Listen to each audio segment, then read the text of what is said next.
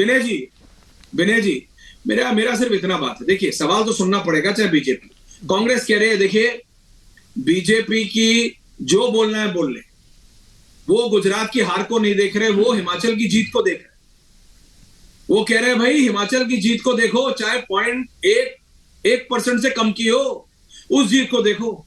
और उस जीत से कनेक्ट करते हैं राहुल गांधी की यात्रा को और बोलते हैं देखो जो हो रहा है सिर्फ राहुल गांधी की यात्रा की वजह से हो रहा है। विनय सिंह, और उसके बाद अजय जी आपके पास आ रहा हूं, सवाल लीजिएगा जी। विनय भाई।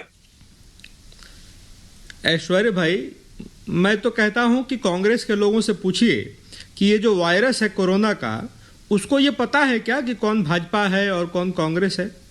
उसको नहीं पता है।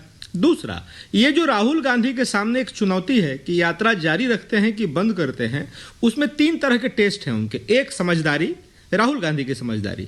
दूसरी, वफादारी, आपकी जनता के प्रति क्या वफादारी है। और तीसरी, ईमानदारी, आपकी देश के प्रति क्या ईमानदारी है। ये सिर्फ 1 एकड़ जमीन पर कृषि करके हर महीने 1 लाख तक कमाते हैं।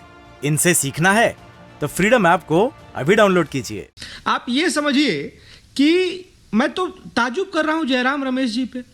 आईटी से पढ़े हुए हैं, कार्नेगी से पढ़े हुए हैं, वहां 2 साल का कोर्स किया आईटी से निकलने के बाद। वैसे लोग जो टेक्निकली साउंड है, पॉलिसी पे इनकी पढ़ाई रही है, और वैसे लोग अपने नेता को सिर्फ चाटुकारिता के कारण ये सलाह दे रहे हैं कि लोग आपसे जलते हैं इसलिए यात्रा जारी रखिए। उनको ये नहीं बता रहे कि भाई वायरस है और ये राहुल गांधी और विनय सिंह में फर्क नहीं करेगा। ये सबके लिए बराबर है। दूसरा, मैं एक बात और बताता हूं भाई कि देखो, ये तबलीगी जमात पे आरोप लगा था कि उसने इजेतमा किया दुनिया भर में, बांग्लादेश में किया, यहां किया, पाकिस्तान किया, दुनिया भर में कोरोना का वायरस फैला।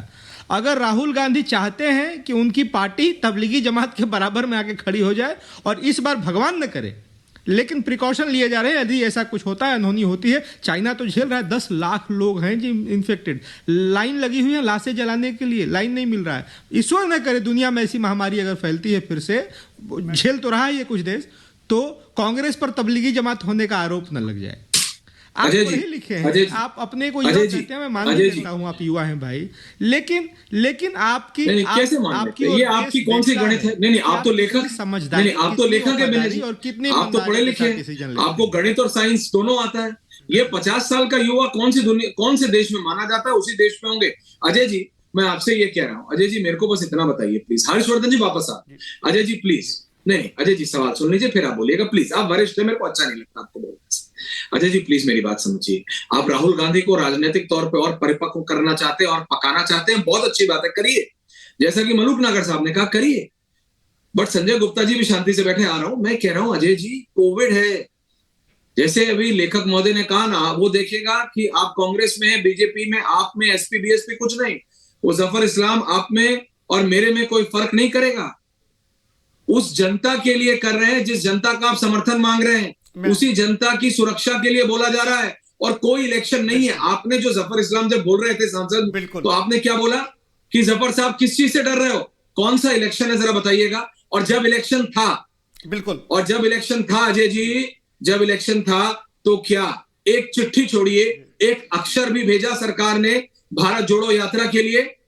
कांग्रेस को प्लीज जवाब दीजिए, भेजा था क्या जब 2 इलेक्शन थे? प्लीज बताइएगा। और जफर साहब जवाब देंगे, प्लीज बताइए। मुझे टाइम चाहिए। भेजा था तो बताइए। ऐश्वर्या जी, भेजा था तो आप, नहीं पूरा टाइम दूंगा 90 सेकंड का। भेजा था तो आप जफर इस्लाम को एक्सपोज कर दीजिए। मैं आपको चैलेंज करता हूं, नहीं मैं आपको चैलेंज करता हूं। भेजा था ना, तो आज आप एक्सपोज कर दीजिए सांसद जफर इस्लाम को, नहीं तो फिर आप अपनी गलती मानिए। बोलिए, एक्सपोज करूंगा। बोलिए। इधर जफर साहब प्लीज। ऐश्वर्या जी, इधर जफर साहब बोलते हैं कि भीड़ नहीं है, भीड़ जुटाई जाती है।